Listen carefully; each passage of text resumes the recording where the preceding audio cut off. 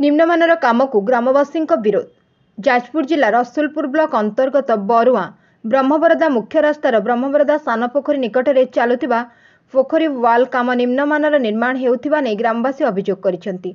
सूचना था कि उक्त स्थान में निर्माण हेउथिबा रास्तार वाल काम सिमेंट बाली गोड़ीर भाग नियम अनुଯାयी न करी मापरे हेरफेर करने सह निम्नमानर कार्य करी उपरंश वाल रे सिमेंट भोल करी दिया जायछि।